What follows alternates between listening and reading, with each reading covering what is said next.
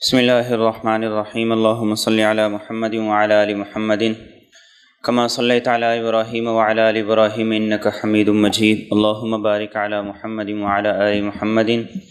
کما بارکت علی ابراہیم وعلی آل ابراہیم انک حمید مجید سبحانک لا علم لنا الا ما علمتنا انک انت العلیم الحکیم اللہم انفعنا بما علمتنا وعلمنا ما ينفعنا وزدنا علما قال اللہ تبارک و تعالی فی القرآن المجید والفرقان الحمید اعوذ باللہ من الشیطان الرجیم بسم اللہ الرحمن الرحیم وَلِكُلِّ أُمَّةٍ جَعَلْنَا مَنْسَكًا لِيَذْكُرُوا اسْمَ اللَّهِ عَلَى مَا رَزَقَهُم مِّن بَهِيمَةِ الْأَنْعَامِ فَإِلَٰهُكُمْ إِلَٰهٌ وَاحِدٌ فَلَهُ أَسْلِمُوا وَبَشِّرِ الْمُخْبِتِينَ وقال النبی صلی اللہ تعالی علیہ وسلم قیل یا رسول اللہ صلی اللہ علیہ وسلم ما هذه الاضاحی قال سنت ابیکم ابراہیم او کما قال علیہ الصلاة والسلام اللہم صلی علی سیدنا و مولانا محمد وعلی آل سیدنا و مولانا محمد وبارک وسلم وصلی علیہ اللہم صلی علی سیدنا و مولانا محمد وعلی آل سیدنا و مولانا محمد وبارک وسلم وصلی علیہ اللہم صلی علی سیدنا و سید ساداتنا و سید عاداتنا و حبیبنا و حبیب ربنا و صمدنا و اجملنا و اکملنا و احسننا و ارفقنا و اعلانا و اولانا و ازکانا و اتقانا محمد صلی اللہ علیہ وعلی آلہ و اہلہ و ذریاتہ و صحابتہ و من تبعہم بإحسان الی یوم الدین۔ رمضان المبارک کی برکتوں کو اللہ رب العزت سمیٹ کر اس کے اختتام پر عید رکھ دیتے ہیں، اور یہ عید تہوار ہے، خوشی کا اظہار ہے کہ اللہ نے ہمیں موقع دیا عبادت کا، اپنے سامنے کھڑے ہونے کا، قرآن کی تلاوت کا، اور اپنی رضا کے لیے مختلف اعمال کو سر انجام دینے کا۔ ایسے ہی عشرہ ذی الحج کے اختتام پر اللہ رب العزت نے ایک دوسری عید عید الاضحیٰ کو رکھ دیا کہ ان 10 دنوں میں اللہ کی رضا اور خوشنودی کے لیے انسان نے زیادہ سے زیادہ نیک اعمال کیے، اور ان کے اختتام پر اللہ رب العزت نے عید الاضحیٰ کو رکھ لی۔ جیسے روزہ انسان کے اندر تقوی پیدا کرتا ہے، روزہ انسان کے اندر خوف خدا پیدا کرتا ہے، روزہ انسان کے اندر اللہ کا تصور پیدا کرتا ہے، ایسے ہی یہ قربانی انسان کے اندر اللہ کی رضا کے لیے چھوڑنے کا، خرچ کرنے کا، گھر سے نکلنے کا جذبہ، حوصلہ اور ہمت پیدا کرتی ہے۔ ہر طرح کی نعمتیں اللہ نے انسان کو عطا کی ہیں، اور انسان سے مطالبہ ہے کہ ہر طرح کی نعمتوں میں اللہ رب العزت کا وہ شکر گزار بنے۔ زمانہ جاہلیت کا جو تصور تھا، اسلام نے ان تمام کے تمام تصورات کو بالکل بدل دیا۔ انسان کی فطرت کیا ہے؟ انسان جس سے ڈرتا ہے، جس سے خوف رکھتا ہے، جس کو اپنا ماوا اور ملجا سمجھتا ہے، وہ اسی کے سامنے جھکتا بھی ہے اور اسی کی عبادت بھی کرتا ہے، اس کی پرستش بھی کرتا ہے۔ اللہ رب العزت ہمارے ماوا بھی ہیں، ملجا بھی ہیں، مولا بھی ہیں، اور ہمارے سب کچھ ہیں، تو ہمیں اس بات کا حکم دیا گیا ہے کہ ہم اللہ رب العزت کے لیے سب کچھ پیش کریں۔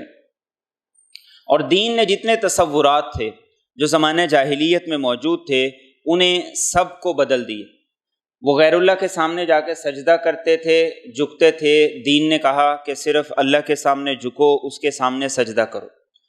وہ بتوں کے نام کی نظر و نیاز دیا کرتے تھے، دین نے یہ کہا کہ اللہ کے نام پر زکوٰۃ دو، اللہ کے نام پر صدقہ فطر دو، اللہ کے نام پر صدقہ دو، اللہ کے نام پر خرچ کرو۔ اور وہ اپنے بتوں کے نام پر ذبح کیا کرتے تھے، دین نے کہا کہ اپنے بتوں کے نام پر ذبح نہ کرو، بلکہ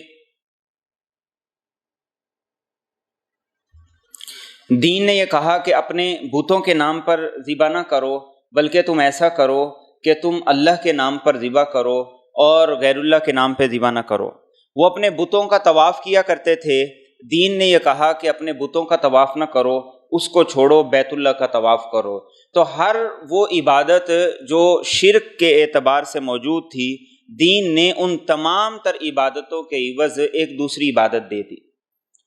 وہ کیا کرتے تھے؟ وہ غیر اللہ کے نام پہ ذبح کرتے تھے۔ قرآن کریم نے کہا ما اہل لغیر اللہ بھی، جس کو غیر اللہ کا نام لے کر ذبح کیا جائے گا وہ حرام ہے، اس کا ایک لقمہ کھانا بھی مسلمان کے لیے جائز نہیں۔ وہ بتوں کے قدموں میں جا کے قربانیوں کو اور اپنے جانوروں کو ذبح کیا کرتے تھے۔ قرآن نے کہا کہ نہیں، ذبح چاہے بیت اللہ میں آ کے کرو، حج کے موقع پہ کرو، عمرے کے موقع پہ کرو، یا دنیا میں کہیں بھی رہ کے ذبح کرو، تمہیں اس بات کی اجازت نہیں ہے کہ اس میں غیر اللہ کا کوئی تصور آ جائے۔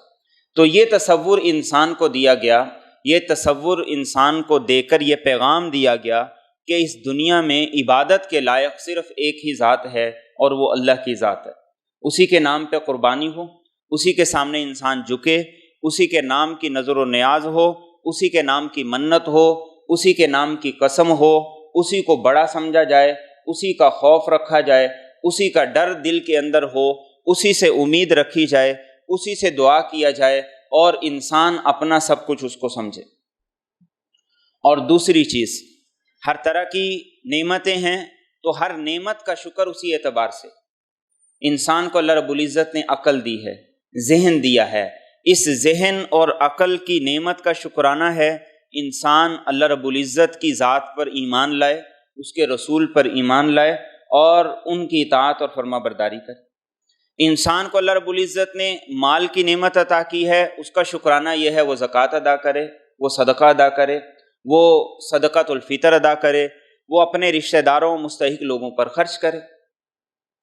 انسان کو اللہ رب العزت نے پیداوار، زراعت، زمینیں دی ہیں تو اس کا حق یہ ہے کہ وہ اس میں سے عشر ادا کرے اور اس طریقے سے اللہ کا شکر ادا کرے۔ تو جس کو اللہ رب العزت نے توفیق دی ہے اور اس کو جانور دیے ہیں تو ان جانوروں کی نعمتوں کا شکر یہ ہے کہ ان کو بھی اپنی استطاعت کے مطابق اللہ کی راہ میں قربان کرو،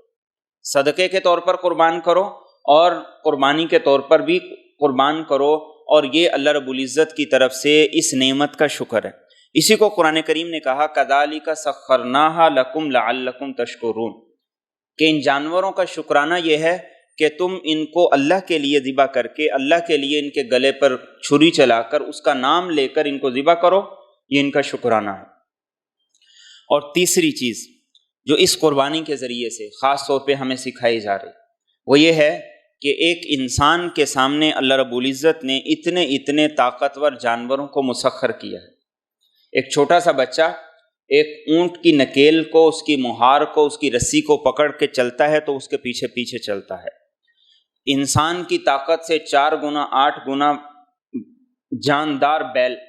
انسان کے پیچھے سر جھکا کے چلتا ہے، تو اللہ نے فرمایا کہ اس کو یہ نہ سمجھنا کہ میں بڑا طاقتور ہوں، فرمایا اس ذات کا شکر ادا کرو جس نے انہیں تمہارے لیے مسخر کر دیے۔ کذالک سخرھا لکم لتکبروا اللہ علی ما ھداکم، تم نہیں ان کو کنٹرول کر سکتے تھے، تم ان کو قابو نہیں کر سکتے تھے۔ ایک بیل بے قابو ہو جائے کتنا نقصان کرتا ہے، اس کو قابو کرنا، کنٹرول کرنا کتنا مشکل ہو جاتا ہے۔ تو فرمایا کذالک سخرھا لکم لتکبروا اللہ علی ما ھداکم، اللہ نے انہیں مسخر کیا ہے، تمہارے تابع کیا ہے، تو ان کا شکرانہ یہ ہے کہ خود کو بڑا نہ سمجھو، اپنی طاقت پہ غرور نہ کرو، گھمنڈ نہ کرو۔ آج سائنس نے ترقی کی ہے تو انسان یہ سمجھنے لگ گیا ہے کہ شاید کہ میں بہت آگے نکل گیا ہوں اور میں نے بڑا کچھ کر لیا ہے، اور بعض تو ایسے جو خدا کو للکارنے لگ گئے، وہ خدا کے تصور کے بارے میں سوال کرنے لگ گئے، وہ خدا کے ہونے نہ ہونے کی بحث کے اندر پڑ گئے۔ تو اللہ فرماتے ہیں کہ ان جانوروں کو دیکھو، انہیں کس نے تمہارے مسخر کیا ہے، تمہارے تابع کیا ہے، کہ تمہارے طاقت کے مقابلے میں، تمہاری طاقت کے مقابلے میں ان کی طاقت بہت زیادہ ہے۔ تو فرمایا اللہ کا شکر ادا کرو، لتکبروا اللہ علی ما ھداکم، کہ اگر وہ نہ کرتا تو یہ نہ ہوتا۔ اور پھر اسلام نے ہر عبادت کے ساتھ ہمیں یہ بتایا ہے کہ اس کو کرنا کیسے ہے، اس کا طریقہ کیا ہے، اس کا وقت کیا ہے، اور اس کے لیے آداب کیا ہیں، شرائط کیا ہیں۔ رمضان اس کا طریقہ بھی بتایا، روزے کب سے ہوں گے، کب تک ہوں گے، روزے کا وقت شروع کب ہوگا، ختم کب ہوگا۔ ایسے ہی قربانی کے معاملے میں بھی اللہ کے رسول صلی اللہ علیہ وسلم نے اس چیز کو بالکل نظر انداز نہیں کر دی کہ قربانی کا اسلام نے تصور تو دیا ہے، لیکن یہ نہیں بتایا کرنی کیسے ہے اور اس کا طریقہ کیا ہے، بلکہ اللہ کے رسول صلی اللہ علیہ وسلم نے ان تمام کی تمام چیزوں کو بڑی وضاحت کے ساتھ احادیث طیبہ کے اندر ذکر کر دیا ہے۔ اور قربان کا لفظ ہے عربی زبان میں فعلان کے وزن پر، جس کا مطلب یہ ہے کہ وہ عمل جس کے ذریعے سے انسان اللہ کے اتنا قریب ہو جاتا ہے کہ اس کے علاوہ کسی اور عمل سے اتنا اللہ کے قریب نہیں ہو سکتا۔ اور یہی بات اللہ کے رسول صلی اللہ علیہ وسلم نے اپنی احادیث میں بھی فرمائی۔ آپ نے فرمایا ما انفقت الورق، آپ نے فرمایا کہ جتنا پیسہ بھی تم خرچ کر لو، جو بھی نیکی کر لو، قربانی کے ایام میں، قربانی کے دنوں میں اس قربانی سے بڑھ کر اس کا اجر و ثواب نہیں ہو سکتا۔ کوئی آدمی جتنا ہی پیسہ کیوں نہ خرچ کر لے کسی دوسرے کام پہ، اور کوئی بھی نیکی کر لے، آپ نے فرمایا قربانی کے عمل کے برابر اس کا وہ عمل ہو ہی نہیں سکتا۔ اور ایک اور حدیث میں آپ صلی اللہ علیہ وسلم نے فرمایا کہ اس دن سب سے بڑی نیکی جو اللہ کو مطلوب ہے، اور سب سے بڑی نیکی جو انسان کو اللہ کے اتنا قریب کرے جتنا کوئی اور نیکی نہیں کر سکتی، آپ نے فرمایا وہ یہ ہے کہ اللہ کے نام پر اللہ کی رضا کے لیے، خوشنودی کے لیے خون بہایا جائے۔ یہ خون بہانے کی نیکی، یہی اس عید کی عبادت ہے، یہی اس عید کا حکم ہے، اور یہی اللہ کے رسول صلی اللہ علیہ وسلم نے ہمیں بتایا ہے اور کر کے دیا۔ تو یہ قربانی، اس کے پیچھے ایک پوری تاریخ ہے جس کی ہمیں یاد دہانی کروائی جاتی۔ اسی لیے صحابہ نے پوچھا یا رسول اللہ صلی اللہ علیہ وسلم ما هذه الاضاحی، یہ قربانیاں، ان کے پیچھے فلسفہ کیا ہے، تاریخ کیا ہے، اور ان کے پیچھے حکمت کیا ہے؟ تو آپ نے فرمایا سنت ابیکم ابراہیم، یہ قربانی صرف جانوروں کے گلے پر چھری چلانے کا نام نہیں، جانور خرید کر اس کو ذبح کر کے اور اس کا گوشت کھا لینے کا نام نہیں ہے، بلکہ اس کے پیچھے ایک شخص کی سنت ہے، اور وہ ابراہیم علیہ الصلوۃ والسلام، ان کی قربانی ہے، ان کا اللہ سے پیار اور عشق ہے، اور اللہ کی رضا کے لیے سب کچھ لگا دینے کی دھن ہے جس کی قربانی یاد دہانی کراتی۔ اور پھر قربانی میں ایک اور پہلو وہ اس دین کی تکمیل کے شکرانے کا بھی ہے کہ اسی عشرے کے اندر ہمارے دین کی تکمیل کا اعلان ہوا، تو اس دین کی تکمیل کے شکرانے کے طور پر کہا گیا کہ قربانی کرو اور اللہ رب العزت کا شکرانہ ادا کرو۔ اور اللہ کے رسول صلی اللہ علیہ وسلم نے جیسے قرآن نے بتایا، آپ نے ہمیں کر کے دکھایا۔ سورہ کوثر ہر شخص کو یاد ہے، ہر نمازی اپنی نماز کے اندر پڑھتا ہے، ہر چھوٹے بڑے کو یاد ہے۔ فرمایا فصلی لربک وانحر، نماز اور قربانی، دو چیزوں کا حکم دیا گیا۔ فصلی لربک، اپنے رب کے لیے آپ نماز پڑھیے اور قربانی کیجیے۔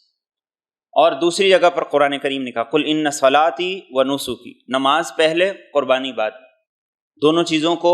دونوں جگہوں پر ساتھ ساتھ ذکر کیا۔ اللہ کے رسول صلی اللہ علیہ وسلم نے اپنی زندگی میں اپنے عمل سے بھی یہی بتایا،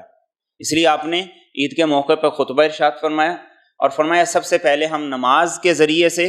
آج کے دن کے اعمال کا آغاز کرتے ہیں، اور پھر اس کے بعد ہم قربانی کرتے ہیں۔ جس نے نماز سے پہلے قربانی کر لی، اس کی قربانی نہیں ہے، وہ تو صرف اس کے لیے گوشت ہے، اسے قربانی کا اجر و ثواب نہیں ملے گا۔ تو آپ کی زندگی ساری کی ساری یہ قرآن کی تشریح ہے، تفسیر ہے، کہ جیسے قرآن نے بتایا نماز پہلے قربانی بعد میں، ایسے ہی اللہ کے رسول صلی اللہ علیہ وسلم نے کر کے دکھایا بھی، اور صحابہ کرام رضی اللہ تعالیٰ عنہ کو بتایا۔ اور پھر آپ نے اپنی زندگی میں بڑے اہتمام کے ساتھ قربانی کی۔ عبداللہ بن عمر رضی اللہ تعالیٰ عنہ فرماتے ہیں کہ اللہ کے رسول صلی اللہ علیہ وسلم نے مدینہ طیبہ میں 10 سال گزارے، کوئی سال ایسا نہیں جس میں آپ نے قربانی نہ کی، ہر سال قربانی کرتے تھے۔ اور یہ قربانی کی فرضیت یہ مدینہ طیبہ میں جا کے مسلمان ہجرت کر کے یہاں آ گئے، حج کا موقع آ گیا، مسلمان بڑے غمگین اور پریشان کہ ہم بیت اللہ کا طواف نہیں کر سکتے، وہاں تک جا نہیں سکتے، ہمارے لیے سارے دروازے بند کر دیے گئے ہیں۔ تو اللہ رب العزت نے مسلمانوں کو یہ قربانی کا تہوار دیا کہ جیسے وہاں جا کر تم اللہ کے لیے، اس کی رضا کے لیے، اس کی خوشنودی کے لیے قربانی کرتے ہو، جانوروں کو ذبح کرتے ہو، اللہ رب العزت نے اس تہوار کو پوری دنیا کا اور پوری دنیا میں رہنے والے مسلمانوں کا ایک اجتماعی تہوار بنا دیا۔ اس لیے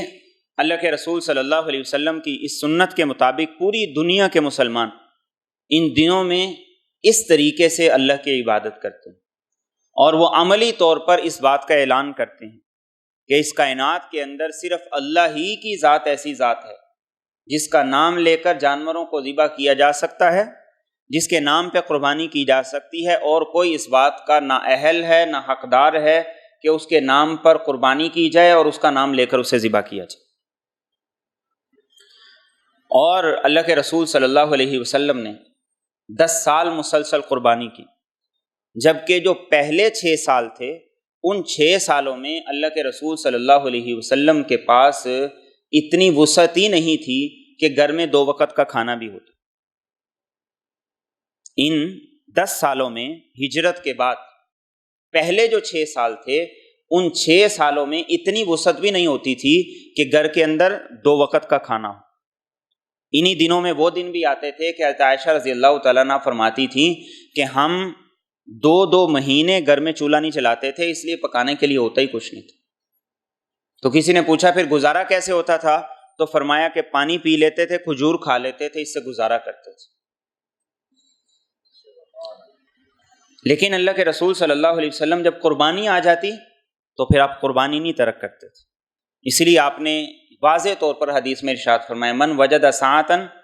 ولم یضحی فلا یقربن مصلانا، جس آدمی کے پاس وسعت ہو اور وہ قربانی نہ کرے تو پھر ہماری عیدگاہ نماز پڑھنے کے لیے نہ آئے۔ اور یہ وسعت اور قربانی اللہ کے رسول صلی اللہ علیہ وسلم نے ہمیں بتا دی کہ اللہ کے لیے سال میں یہ ایک موقع ایسا آتا ہے جب قربانی کرنے کا تمہیں کہا جاتا ہے، تو اس ایک موقع پر کوشش کرو کوئی بھی ایسا نہ ہو جو قربانی نہ کرے۔ آپ خرید نہیں سکتے تو اللہ نے یہ گنجائش دی ہے بڑے جانور کے اندر 7 آدمی مل کے حصہ ڈال لیں، 13 14 15 ہزار کے اندر حصہ ڈل جاتا ہے۔ آخر ہم اپنی رسومات پر، شادیوں کی رسومات پر کتنا خرچ کرتے، اور اس میں امیر اور غریب کا کوئی فرق نہیں ہے۔ مالدار تو کرتے ہی کرتے ہیں، غریب ان سے بھی 4 ہاتھ بڑھ کے رسم و رواج کو ادا کرتے ہیں۔ کسی کا باپ فوت ہو جائے، اس کے پاس وسعت ہو یا نہ ہو، اس نے 30واں 10واں 40واں کروانا ہی کروانا، چاہے اسے سوال ہی کیوں نہ کرنا پڑے۔ تو سوال یہ ہے کہ وہ کام زیادہ اہم ہیں، وہ اعمال زیادہ اہم ہیں یا یہ کام زیادہ ہے؟ اور جو آپ صلی اللہ علیہ وسلم نے ایک حدیث مبارکہ کے اندر یہ بات ارشاد فرمائی، آپ نے فرمایا کہ ایک گھر والوں کی طرف سے ایک قربانی کافی ہے۔ اس کا ایک اشارہ اس بات کی طرف بھی ہے کہ ہر گھر کم از کم ایک قربانی ضرور کرے، لیکن جو صاحب استطاعت ہے، جو وسعت والا ہے، تو ہر صاحب استطاعت پر قربانی لازم، ہر صاحب استطاعت پر قربانی کو لازم کیا، چاہے وہ مرد ہے چاہے وہ عورت ہے۔ اور اللہ کے رسول صلی اللہ علیہ وسلم نے اپنے عمل سے جو کر کے بتا دیا، اب اس کے بعد اس بات کی گنجائش نہیں رہتی کہ ہم اس معاملے میں سستی لاپرواہی کا مظاہرہ کریں۔ سفر میں قربانی کرنے کا حکم نہیں، کوئی آدمی عید کے دنوں میں سفر پر ہے، شہر سے باہر ہے، شرعی اعتبار سے وہ مسافر ہے، تو دین کہتا ہے اس کے لیے قربانی کرنا لازم نہیں ہے۔ لیکن اللہ کے رسول صلی اللہ علیہ وسلم ایک مرتبہ قربانی کے ایام میں سفر میں تھے، تو آپ نے سفر میں بھی قربانی کی، اس میں بھی نہیں چھوڑی۔ تو جب آپ نے اتنے اہتمام کے ساتھ قربانی کی، تو اب اس بات پہ زور لگانا کہ قربانی نہ کی جائے یا کم کی جائے تو یہ دین کی روح کے خلاف ہے، یہ مزاج دین کے خلاف ہے۔ اللہ کے رسول صلی اللہ علیہ وسلم تو صحابہ کو حکم دیتے تھے۔ ایک صحابی ابو رافع کہتے ہیں کہتے ہیں ہمارے پاس کچھ تھا نہیں کہ ہم قربانی کریں، 7 بھائی تھے، اللہ کے رسول صلی اللہ علیہ وسلم نے ہمیں کہا کہ 7 مل کے قربانی کرو، تو کہتے ہیں کہ ہر ایک نے ایک ایک دینار دیا، ایک ایک درہم دیا، اور 7 درہم سے ہم نے قربانی خریدی۔ تو ہم نے کہا یا رسول اللہ صلی اللہ علیہ وسلم، تو کافی پیسوں سے ہم نے قربانی خرید لی۔ تو اللہ کے رسول صلی اللہ علیہ وسلم نے فرمایا کہ پیسے قربانی کے لیے خرچ کرنے چاہیے، اور پھر فرماتے ہیں کہ جب ذبح کرنے کا وقت آیا تو آپ نے فرمایا کہ 4 بھائی ایک ایک ٹانگ کو پکڑیں، یعنی ایک ایک بازو کو 2 پکڑیں، اور 2 ایک ایک کر کے ٹانگ کو پکڑیں، 2 کو کہا ایک ایک سینگ پکڑو، اور 7ویں کو کہا کہ تم چھری پھیرو، اور کہتے ہیں کہ چھری پھیرتے ہوئے ہم سب نے بسم اللہ اللہ اکبر کہا۔ تو آپ تو صحابہ کو یہاں تک ترغیب دیتے تھے کہ اگر ایک آدمی مل کے نہیں کر سکتا تو سارے پیسے ڈال کے قربانی کر لے۔ آج بعض دیندار قسم کے لوگ بھی وہ اس بات پہ زور دے رہے ہوتے ہیں، اس بات پہ لیکچر دے رہے ہوتے ہیں کہ بس گھر کی طرف سے ایک قربانی کافی، لہذا اس ایک قربانی پر تمہیں سب کی طرف سے اجر مل جائے گا۔ اس ایک قربانی کا مطلب اگر باقی احادیث کو سامنے رکھ کے کیا جائے تو پھر وہ وہی مطلب ہے کہ جو نہیں کر سکتے وہ کم از کم ایک تو کریں، اس سے زیادہ نہیں کر سکتے۔ اور دوسری طرف بہت سے سیکولر لوگ ایسے ہیں، وہ کہتے ہیں کہ اس موقع پہ آپ قربانی نہ کریں بلکہ آپ ان قربانی کے پیسوں سے کوئی رفائی کام کریں، آپ اس قربانی کے پیسے سے کسی غریب کی مدد کرتے، کسی کا گھر بنوا دیں، کسی کی بیٹی کی شادی کروا دیں۔ ایک یہ بھی ٹرینڈ ہمارے ہاں بہت عام ہو گیا۔ سب سے پہلی یہ بات ہمیں ذہن میں رکھنی چاہیے کہ جس کام کا جو طریقہ دین نے متعین کر دیا ہے بس اس کام کا، اس عبادت کا وہی طریقہ ہے، ہم اس کو اپنی مرضی سے توڑ موڑ نہیں سکتے۔ اگر ایسے توڑنا شروع کر دیں، ایسے ان کو تبدیل کرنا شروع کر دیں، اپنی مرضی کے فلسفے اس میں گڑنا شروع کر دیں تو کوئی عبادت نہیں رہے گی۔ حج کے معاملے میں بھی پھر یہی کہنا شروع کر دیں کہ اتنا سفر کر کے جانا، اتنے پیسے لگا کے جانا ہے تو اس سے بہتر ہے یہیں پہ کر لو۔ روزہ رکھتے ہو، روزہ رکھنے کی وجہ سے توانائی صرف ہوتی ہے، کام اچھے طریقے سے نہیں کر سکتے، روزہ چھوڑو اور بھرپور طریقے سے کام کر کے بیوی بچوں کا پیٹ پالو۔ بہت سی فیکٹریوں میں ملازموں کو نماز پڑھنے کا وقت نہیں دیا جاتا کہ وقت ضائع کر کے آتے ہیں اور بہت سا وقت لگا کے آتے ہیں، تو نماز کو بھی اس طریقے سے چھوڑنے کا فلسفہ موجود ہے۔ مومن کے لیے سب سے بڑی چیز، سب سے بڑا کام وہ ایمان کی حفاظت ہے، وہ ایمان کا سودا کسی قیمت میں نہیں کرتا۔ تو جب اللہ کے رسول صلی اللہ علیہ وسلم نے قربانی کی ایک شکل بتا دی، اس کا طریقہ بتا دیا، اس کا وقت بتا دیا اور کر کے بھی سب کچھ بتا دیا، تو اب اس بات کی گنجائش رہتی نہیں ہے کہ ہم اس کے بارے میں یہ کہیں کہ ایسا نہ کریں اور ایسا کر لیں اور یہ نہ کریں وہ کر لیں۔ اور پھر اس قربانی کے ذریعے سے ہمارے اجتماعی فوائد بھی ہیں، اقتصادی فوائد بھی ہیں اور معاشرتی فوائد بھی ہیں۔ ہر قوم اپنے تہوار ادا کرتی ہے اور ان تہواروں پر وہ اربوں روپے خرچ کرتی ہے۔ ہندو ہیں وہ اپنے تہوار کرتے ہیں، ہولی کا تہوار ہوتا ہے، اربوں روپے لگا دیتے ہیں۔ نیو ایئر نائٹ ہوتی ہے، عیسائی ہیں، پوری دنیا کے غیر مسلم ہیں، اربوں روپے لگا دیتے ہیں۔ تو مسلمانوں کو یہ عید کا تہوار دیا گیا اور اس عید کے تہوار میں ہر ایک کو نہیں کہا گیا کہ لگاؤ، بلکہ کہا کہ جو صاحب استطاعت ہے وہ لگائے۔ اسی طریقے سے آپ یہ دیکھیے کہ اگر فرض کر لیں آپ قربانی کے پیسوں سے محلے میں کولر لگا دیتے ہیں، کسی غریب کی شادی کر دیتے ہیں اور کسی کا گھر بنوا دیتے ہیں، تو آپ زیادہ سے زیادہ اپنے محلے میں کریں گے اور اس سے بڑھ کر آپ اپنے صوبوں میں کر لیں گے۔ لیکن قربانی کے ذریعے سے جو ایک پہیہ چلتا ہے، ہر آدمی کی جیب سے پیسہ نکلتا ہے اور پورے پاکستان کے 4 صوبوں سے آئے ہوئے لوگوں تک یہ پیسہ جاتا ہے۔ میں اور آپ وہاں جا کے ان کو نہیں دے سکتے، میں اور آپ وہاں جا کے ان کو ڈونیشن نہیں دے سکتے، میں اور آپ وہاں جا کے ان کو کولر نہیں لگا کے دے سکتے، ان کی سڑکیں نہیں بنوا سکتے۔ تو وہ سارا سال محنت کرتے ہیں اور اس موقع پر انہیں سارے سال محنت کا صلہ ملتا ہے، اور پھر ان کے ذریعے سے ٹرانسپورٹ کا کام ہے، ان لوگوں کو کاروبار ملتا ہے، کسائیوں کو کاروبار ملتا ہے، اور ہر طرح کے لوگوں کو اس قربانی کے ذریعے سے کام ملتا ہے۔ آپ یہ اندازہ لگائیے کہ اگر یہ عبادت نہ ہوتی تو اتنا بڑا سرکل کیسے چلتا، یا اربوں روپے یہ ایک جیب سے نکل کر دوسرے کی جیب سے نکل کر پورے پاکستان کے اندر جا، اور پھر اب تو قربانی کا گوشت ایک ملک سے دوسرے ملک تک بھی بڑی آسانی سے پہنچایا جا رہا ہے۔ تو یہ صرف اور صرف دین کو نہ سمجھنے والوں کے فلسفے ہیں، اور یہ ویسے ہی ہے جیسے ابراہیم علیہ السلام جس وقت قربانی کے لیے اسماعیل علیہ السلام کو لے جا رہے تھے تو شیطان آ کے پہلی دفعہ آیا اور اس نے آ کر کہا کہ آپ اس کو نہ قربان کریں، پھر دوسری دفعہ آیا، پھر تیسری دفعہ آیا۔ یہ لوگ جو یہ فلسفہ پیش کرتے ہیں کہ آپ قربانی نہ کریں، کسی غریب کے کام آ جائیں، یہ اسی شیطان کی طرح ہیں جو ابراہیم علیہ السلام کو روکنے کے لیے 3 دفعہ آیا تھا۔ تو یہ شیطان کبھی کولر لے کے آ جائے گا، کبھی جہیز کا سامان لے کے آ جائے گا، کبھی کسی غریب کا کچا مکان لے کے آ جائے گا۔ تو ایسے جو شیاطین ہیں ان کے مقابلے میں ہمیں استقامت کے ساتھ کھڑے ہونا ہے۔ اور اللہ کے رسول صلی اللہ علیہ وسلم نے صرف اس قربانی کو کیا نہیں، بلکہ آپ نے ایسے طریقے سے قربانی کی ہے جو میرے اور آپ کے لیے انتہائی خوبصورت اسوہ اور نمونہ بھی ہے۔ آپ کی عادت مبارکہ یہ تھی، آپ اپنی قربانی عیدگاہ میں کیا کرتے تھے، گھر میں نہیں کیا کرتے تھے، اور عیدگاہ میں کرنے کے بعد آپ اپنی قربانی،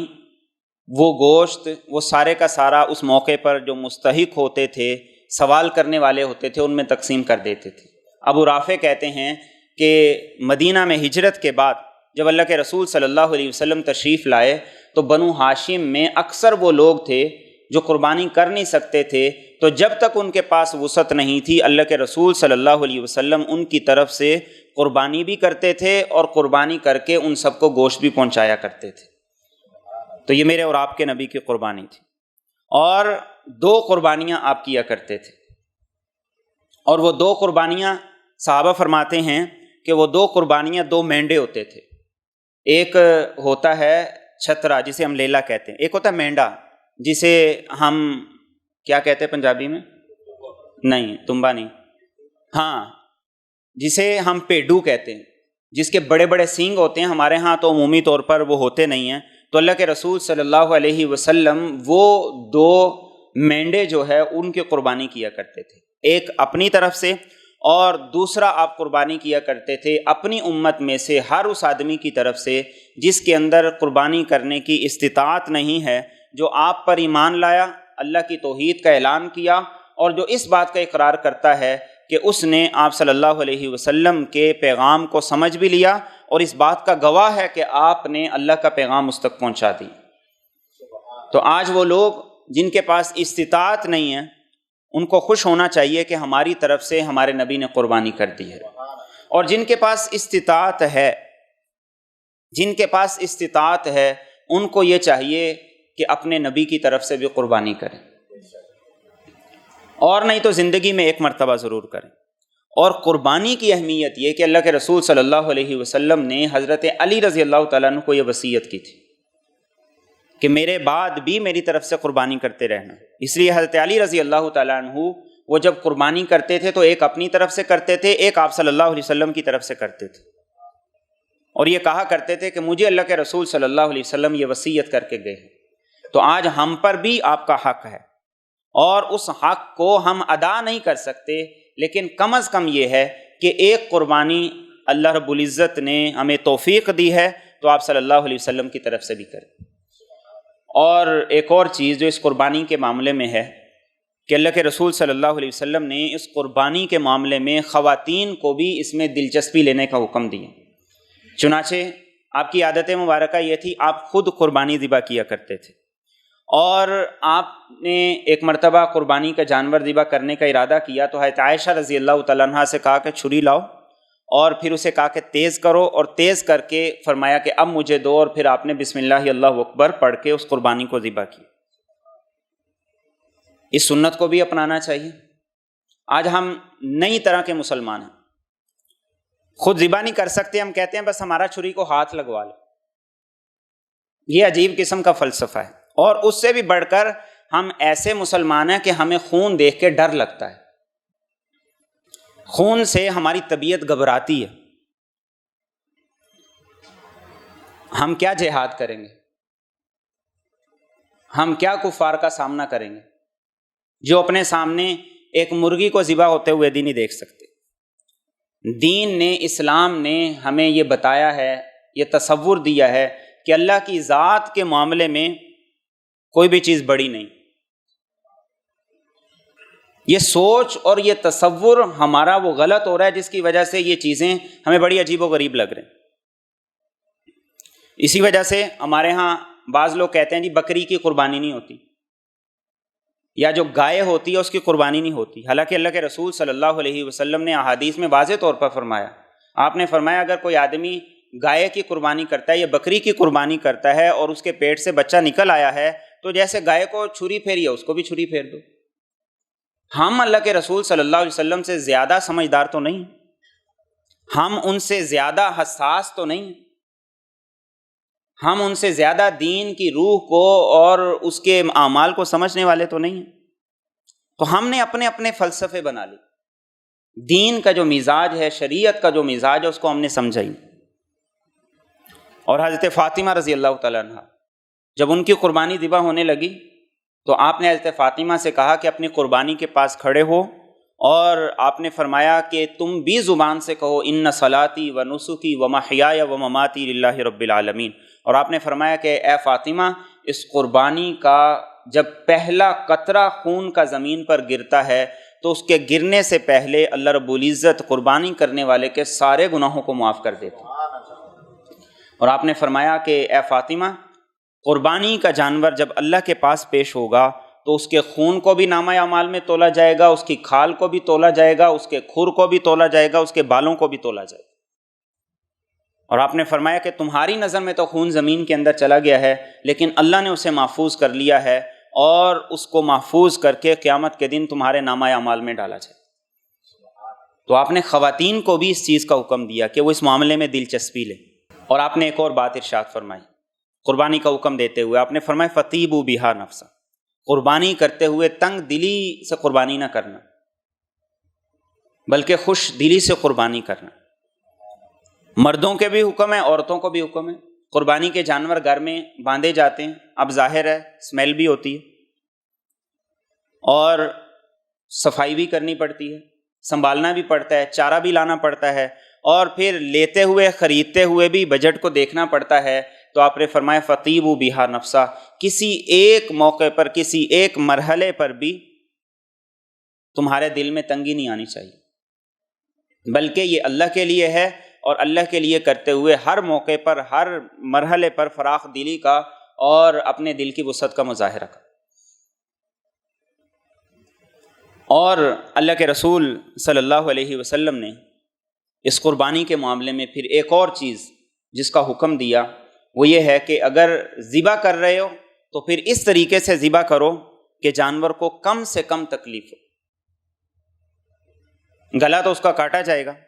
لیکن آپ نے فرمایا اس طریقے سے کرو اسے کم سے کم تکلیف ہو۔ آپ نے ایک آدمی کو دیکھا، اس نے بکری کو لٹایا ہوا ہے اور لٹا کے چھری تیز کر رہا ہے، تو آپ نے فرمایا کیا تم یہ چاہتے ہو کہ اسے 2 مرتبہ موت آئے؟ ایسا کیوں نہیں کیا کہ تم چھری کو پہلے تیز کر لیتے اور اس کے بعد اسے لٹا کر اس کے گلے پہ چھری پھیرتے؟ حضرت عمر رضی اللہ تعالیٰ عنہ نے ایک آدمی کو دیکھا کہ وہ جانور کو کھینچ کر، جیسے ہمارے ہاں ہوتا ہے کانوں سے کھینچ کے گھسیٹ کے لے جا رہے تاکہ اسے ذبح کیا جائے، تو آپ نے کہا کہ سوقھا الی الموت سوقا جمیلا، اچھے طریقے سے لے کے جاؤ۔ اور آپ نے ارشاد فرمایا ان اللہ کتب الاحسان علی کل شیء، ہر معاملے میں اللہ نے یہ فرض کیا ہے کہ معاملے کو بہتر طریقے سے، خوبصورت طریقے سے سر انجام دو۔ اور پھر آپ نے فرمایا کہ جب کسی نے اپنے جانور کو ذبح کرنا ہوتا ہے تو فرمایا ہے کہ اسے اس طریقے سے ذبح کرو کہ اس کو راحت ہو، اس کی جان نکلتے ہوئے آسانی ہو۔ ہمارے ہاں کیا ہوتا ہے، جانور کے سامنے جانور کو ذبح کیا جا رہا ہے۔ اللہ کے رسول صلی اللہ علیہ وسلم نے اس چیز سے بھی منع کی، ایک جانور کے سامنے دوسرے جانور کو ذبح نہ کرو۔ یہ آپ کی صفت رحمت للعالمینی کا مظہر ہے، اظہار ہے۔ اور جانور کو ذبح کر دیا، اب کسائی نے آگے بھی جانا ہے تو چھری پھیرنے کے بعد کیا کرتے ہیں، اس کی جو رگ ہوتی ہے اس کو کاٹ دیتے ہیں، خون ابھی نکلا نہیں ہوتا. اسی وجہ سے ہم دیکھتے ہیں کہ ہمارے جو قربانی کے گوشت ہیں ان میں اسمیل ہوتی. اس اسمیل کی بنیادی وجہ یہ کہ خون ابھی تک اچھے طریقے سے نکلا نہیں. کسائی کو جلدی ہے کہ اس نے آپ کا ذبح کر کے آگے بھی جانا ہے, اسے فون پہ فون آ رہے ہیں, تو وہ کیا کرتا ہے, ابھی خون اچھے طریقے سے نکل نہیں پاتا کہ وہ جو اس کی رگ ہوتی ہے آخری اس کو کاٹ دیتے, جس سے جانور کو تکلیف بھی دوہری ہوتی ہے اور خون بھی اچھے طریقے سے نہیں نکل پاتا, جس کی وجہ سے قربانی کے گوشت کے اندر ایک خاص قسم کی اسمیل ہوتی ہے جو عام دنوں میں نہیں ہوتی. تو اللہ کے رسول صلی اللہ علیہ وسلم نے اس عمل سے بھی منع کی. 5-10 منٹ زیادہ لگ جائیں لیکن قربانی ابتدا سے لے کر انتہا تک اس طریقے سے ہو جیسے اللہ کے رسول صلی اللہ علیہ وسلم نے کی. اور پھر آپ نے جب قربانی کی تو آپ نے حضرت علی رضی اللہ تعالیٰ عنہ کو حکم دیا کہ اس کے گلے میں جو رسی تھی وہ بھی اللہ کی راہ میں صدقہ کر دو, وہ بھی ہم نے نہیں رکھنی. اور آپ نے حضرت علی رضی اللہ تعالیٰ عنہ کو یہ بھی حکم دیا کہ کسائی کو اجرت الگ سے دو, قربانی کا گوشت اجرت کے طور پہ نہیں دیا جا سکتا. اور قربانی کر لی, قربانی کرنے کے بعد ہم عمومی طور پر کیا کرتے ہیں کہ اس کا پیٹ چاک کیا, اندر سے جو کچھ نکلا اسے باہر پھینک دی. جہاں آپ نے اتنی رقم خرچ کی ہے, اتنے پیسے لگائے ہیں, تو کوشش کیجئے کہ آپ کی قربانی کسی کے لیے ایذا اور تکلیف کا سبب نہ بنے, لینے سے لے کر اسے ذبح کرنے تک. نہ یہ کہ ایسا ہو کہ اس کی وجہ سے سیوریج بند ہو رہی ہے, راستہ بند ہو رہا ہے اور وہ آپ نے اٹھا کے پھینک دیا ہے, اس سے ماحولیاتی آلودگی بڑھ رہی ہے. اللہ کے رسول صلی اللہ علیہ وسلم نے ان تمام چیزوں کو کرنے سے ایک مسلمان کو منع کیا ہے کہ مسلمان اپنے تہوار کو اس انداز سے منائیں, اس انداز سے اس میں سارے کے سارے کام سر انجام دیں کہ اس میں کسی ایک موقع پر بھی دین کی مخالفت نہ ہو, کسی ایک مرحلے پر بھی دین کی مخالفت نہ ہو. تو یہ اللہ کے رسول صلی اللہ علیہ وسلم کا طرز عمل تھا. اور سب سے اہم چیز وہ یہ کہ قربانی میں نمود و نمائش بڑھتی چلی جا رہی. جب سے یہ کام میڈیا کے ہاتھ میں آیا اس سے اور زیادہ بڑھ رہا. قربانی کو نمود و نمائش سے بچائیں. اللہ کے رسول صلی اللہ علیہ وسلم نے اس قربانی کو پڑھتے ہوئے جو الفاظ کہے, جو کلمات کہے, وہ بھی یہی بتاتے ہیں کہ یہ قربانی یہ اس جذبے کے ساتھ ہو کہ اللہ رب العزت اسے قبول کر لے. آج ہمارے معاشرے میں اس قربانی کے معاملے میں نمود و نمائش بہت بڑھ گیا اور اس کی وجہ سے بہت سے مسائل ہیں. اللہ کے رسول صلی اللہ علیہ وسلم نے تو وہ جانور ذبح کیے جن کے سینگ تھے. ہم پسند کرتے ہیں ان جانوروں کو جن کے سینگ نہیں ہوتے. تو اب نتیجہ کیا ہے؟ نتیجہ یہ ہے کہ اب جانوروں کے سینگ کاٹنے پڑ رہے ہیں.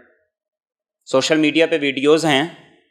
ہمارے دارالافتاء میں ایک مسئلہ آیا کہ ہم جانوروں کے سینگ کاٹتے ہیں. میں نے پوچھا کیوں کاٹتے ہیں؟ کہتے اس لیے کاٹتے ہیں کہ اس سے جانور کی جو قیمت ہے 1.25 لاکھ 1.5 لاکھ بڑھ جاتی, منہ چھوٹا لگتا ہے. تو میں اسپیشل سکھر گیا دیکھنے کے لیے کہ کیا کرتے ہیں کیا نہیں کرتے. تو وہ جانور کو لٹا کے سینگ اس کے کاٹتے. اس کا ذمہ دار کون ہے؟ میں اور آپ ذمہ دار. نمود و نمائش ہی کی یہ صورتیں کہ جانوروں کے نام رکھے جا رہے ہیں, ان کو مربے کھلائے جا رہے ہیں, ان کو دودھ پلایا جا رہا ہے, ان کو بادام کھلائے جا رہے ہیں. دین جس معاشرے کے اندر لوگوں کو 2 وقت کا کھانا میسر نہیں ہے, اس معاشرے میں یہ کام کرنا دین کیسے اس کی اجازت دے سکتا؟ اللہ کے رسول صلی اللہ علیہ وسلم نے جس چیز کو پسند کیا وہ یہ کہ زیادہ سے زیادہ قربانیاں کرو. اس نمود و نمائش ہی کا یہ پہلو ہے کہ کوئی 20 لاکھ کا جانور ہے, 30 لاکھ کا جانور ہے, 10 لاکھ کا جانور ہے. اللہ کے رسول صلی اللہ علیہ وسلم نے اس سے پسند اس بات کو کیا ہے کہ 10 لاکھ کا جانور ذبح کرنے کی بجائے تم لاکھ کے 10 لے لو یا 1.5 لاکھ کے زیادہ لے لو. اس سے قربانی بھی زیادہ ہو, لوگوں کو فائدہ بھی ہو. اور جو کچھ عام سال کے اندر ہے قربانی میں پھر ہمارا رویہ کیوں بدل جاتا ہے؟ جو نارمل قسم کے جانور ہیں جیسے ہم سارا سال کھاتے ہیں تو قربانی کے معاملے میں بھی پھر اسی کو دیکھیں. سارا سال بھی ہم صحت مند جانور ہی کھاتے ہیں. تو میں تو یوں کہوں گا کہ قربانی میں پھر اب نارمل قسم کے جانور کیوں کرتے ہیں؟ جو جانور بیچارہ اپنے اٹھنے بیٹھنے سے آواز آ رہا ہے, چلنے پھرنے سے آواز آ رہا ہے، یہ سارے کا سارا کس وجہ سے ہے؟ یہ نمود و نمائش کی وجہ سے۔ ایسے تمام لوگوں کی حوصلہ شکنی کریں، ہرگز ان کی حوصلہ افزائی نہ کریں، اور ایسی تمام چیزوں کی حوصلہ شکنی کریں جو عبادت کو عبادت سے نکال کے نمود و نمائش کی طرف لے جا رہی، اور اس کے نتیجے میں بہت سی خرابیاں پیدا ہو رہی۔ جس نے خود اچھا جانور لے لیا ہے، وہ دوسروں کے جانوروں کو دیکھ کر وہ مذاق کر رہا ہے، اس پہ لطیفے بنا رہا ہے، اور یہ سنایا جا رہا ہے میں نے اس سال اتنے کا لیا، پچھلے سال اتنے کا لیا، اس سے پہلے اتنے کا لیا۔ دین نے ان ساری چیزوں کو ان کاموں میں شامل کیا ہے جو عبادت کو ضائع کرتے ہیں۔ تو ایسے لوگوں کی حوصلہ شکنی کیجیے، ایسے جانور خریدیے جن کے بارے میں ہمیں یہ پتہ ہو کہ واقعتاً یہ وہ جانور ہیں جو عام طریقے سے پالے گئے ہیں، ورنہ جس طریقے سے جانوروں کو پالا جا رہا ہے، ان کے مسل بنانے کے لیے ان کو ٹیکے لگائے جا رہے ہیں، انہیں اسپیشل قسم کی ڈوز دی جا رہی ہے، اور جو ان کے ساتھ سلوک کیا جا رہا ہے، میں اور آپ بھی اس ایذا اور تکلیف کے مجرم ہوں گے اگر ہم نے اس کی حوصلہ شکنی نہ کی۔